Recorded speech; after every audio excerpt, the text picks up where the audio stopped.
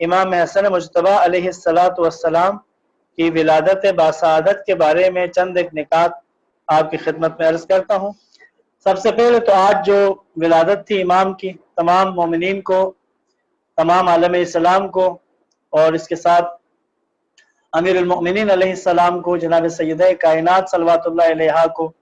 اور سب سے بالاخص پیغمبر اعظم صلی اللہ علیہ وآلہ وسلم کی ذات کو ہم مبارکباد پیش کرتے ہیں اس مولود، اس معصوم مولود کے ولادت کے موقع پر۔ امام حسن مجتبی علیہ السلام 15 رمضان المبارک 3 ہجری کو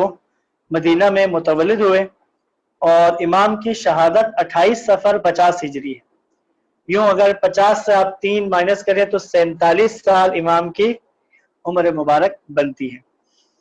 آپ کی ولادت یہ جنگ احد کی جو تیاریوں کا دورانیہ تھا نا، اس وقت امام کی ولادت ہوئی ہے، اور امام حسن علیہ السلام نے اپنی زندگی کے 8 سال اپنے نانا رسول خدا کے ساتھ اپنی زندگی کے 8 سال گزارے ہیں۔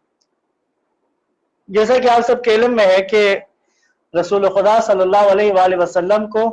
ان دونوں اپنے نواسوں سے، امام حسن مجتبی علیہ السلام اور امام حسین علیہ السلام سے بہت زیادہ محبت تھی، اور یہی محبت اور تعلق تھا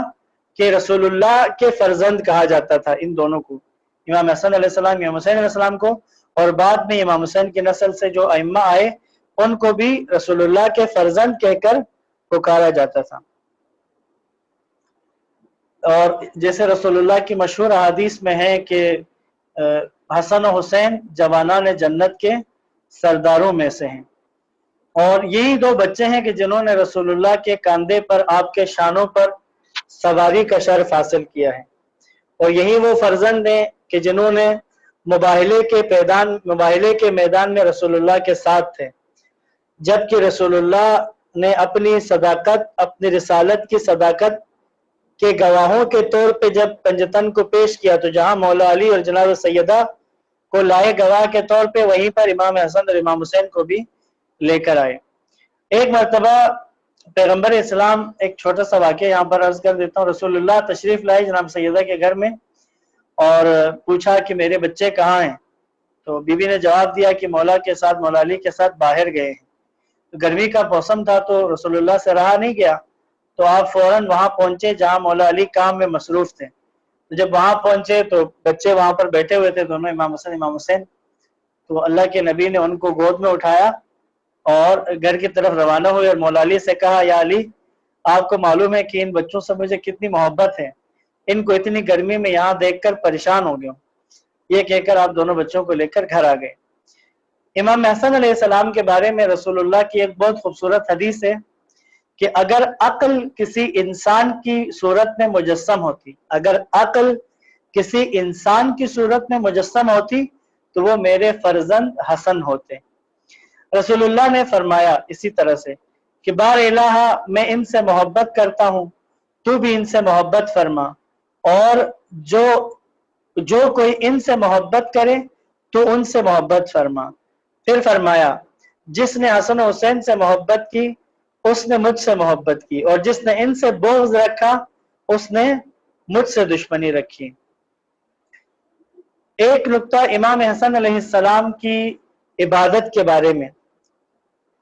یاد رکھیں، معصومین کی سیرت میرے اور آپ کے لیے نمونہ عمل ہے۔ ہم معصومین کی تعلیمات کے مطابق اپنی زندگیاں بسر کریں گے تو پھر شیعہ کہلائیں گے، کیونکہ شیعہ کا معنی ہی پیچھے چلنے والا ہے، اتباع کرنے والا۔ تشیع کا جو لفظ ہے، جیسے ہوتا ہے نا تشیع جنازہ، کیوں کہتے ہیں تشیع جنازہ؟ کیونکہ جنازے کے پیچھے پیچھے لوگ چلتے ہیں، تو بس شیعہ اس کو کہتے ہیں جو پیچھے پیچھے چلے۔ بس معصومین کے شیعہ بننے کے لیے ان کے پیچھے پیچھے، یعنی ان کے کردار، ان کی تعلیمات کے مطابق اپنی زندگیاں گزاری جائیں۔ عبادت کے موقع پہ امام حسن مجتبی علیہ السلام جب نماز کے لیے آتے تو وضو کے وقت سے ہی آپ کے چہرے کا رنگ زرد ہو جاتا تھا اور کثرت سے آپ گریہ کرتے تھے۔ امام حسن مجتبی علیہ السلام نے اپنی زندگی میں 20 پیدل حج کیے ہیں، 20 حج کیے ہیں پیدل، اور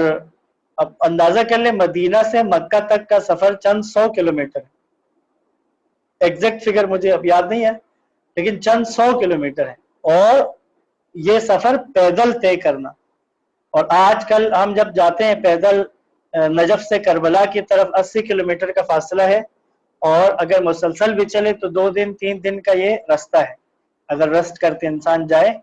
4 دن میں 5 دن میں 80 کلومیٹر طے ہوتا ہے، اور یہ 400 سے اوپر کلومیٹر کا راستہ مکہ مدینہ سے مکہ کی طرف۔ اور اپنی زندگی میں امام حسن مجتبیٰ علیہ السلام نے 20 پیدل حج کیے ہیں۔ اور کیا کرتے تھے، کیا کہتے تھے امام اپنے اس پیدل سفر کے بارے میں؟ امام حسن مجتبیٰ علیہ السلام فرماتے تھے مجھے شرم محسوس ہوتی ہے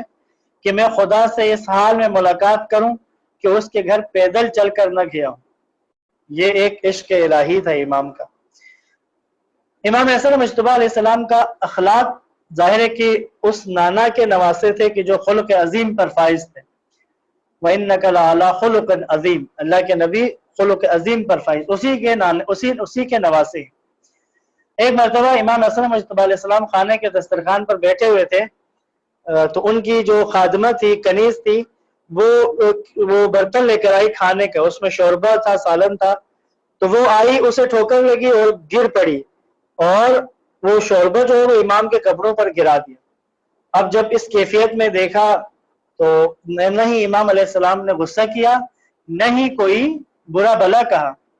اس کنیز نے ایک آیت قرآن کی تلاوت کی، اس آیت قرآن کی تلاوت کے عوض میں امام نے اس کنیز کو آزاد کر دیا۔ اور اسی طرح ایک اور امام حسن مجتبیٰ علیہ السلام کی صفت ہے خاص کہ امام علیہ السلام نے اپنی زندگی میں ایک مرتبہ اپنا آدھا مال، یعنی جتنی پراپرٹی بنتی ہے، تو اس میں زمین ہو، باغات ہو، نقد پیسے ہوں، غلام ہوں، کنیز ہو، جو بھی جتنے بھی چیزیں بنتے ہیں، گھر ہوں، سب کا آدھا اللہ کی راہ میں دے دیا، 50% دے دیا، کل کاروبار کا 50% اللہ کی راہ میں دے دیا۔ اور ایک مرتبہ امام حسن علیہ السلام نے اپنا سارا مال دے دیا، سب کچھ جتنا تھا سارا مال اللہ کی راہ میں دے دیا۔ تو کسی نے، کہنے والے نے امام سے کہا کہ حضور آپ تو سب کچھ خرچ کر دیتے ہیں۔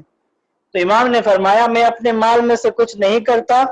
یہ مال خدا مجھے دیتا ہے، اور میں اسی کا دیا ہوا مال غربا میں تقسیم کرتا ہوں۔ جب خدا دینا بند کر دے گا تو میں بھی دینا چھوڑ دوں گا، لیکن میں خدا کے دینے کے باوجود خدا پر بے اعتمادی کا اظہار نہیں کر سکتا۔ اللہ اکبر۔ اب ہم میں سے وہ لوگ جو اپنے واجبات نہیں ادا کرتے، جو اپنا خمس و زکوٰۃ دینے پر تیار نہیں ہے، جو اپنے اوپر واجب چیزوں کو ادا کرنے کے لیے تیار نہیں ہے، جو واجب حج ہو چکا ہے ادا کرنے کے لیے تیار نہیں ہے، خدا پر کتنی بے اعتمادی ہے۔ اب جس پر خمس واجب ہو جائے وہ دیتے وقت اسے ڈر لگتا ہے کہ بھئی یہ دے دوں گا تو میں تو سڑک پہ آ جاؤں گا یا میں کنگال ہو جاؤں گا، حالانکہ خمس سے بھی 20% ہے، مال کا بچت کا 5واں حصہ ہے، اور زکوٰۃ بہت اس سے بھی مائنر ہے۔ عجیب ہے، یعنی انسان یہ سوچے اس واجب کو ادا کرتے وقت کہ میں پتہ نہیں نقصان میں آ جاؤں گا، اور اس امام کے ماننے والے ہیں، اس امام کے پیروکار ہیں کہ جو اپنا پورا مال رائے خدا میں دیتا ہے، اور کیا کہتے ہیں کہ مجھے اگر خدا نے جب دے دیا ہے تو میں بھی دوں گا، اور اگر خدا مجھے دینے کے باوجود اگر میں نے ایسا نہیں کیا تو پھر میں خدا پر بے اعتمادی کا اظہار کر رہا ہوں۔ یعنی اللہ امام کہہ رہے ہیں میں خدا کے دینے کے باوجود خدا پر بے اعتمادی کا اظہار نہیں کر سکتا۔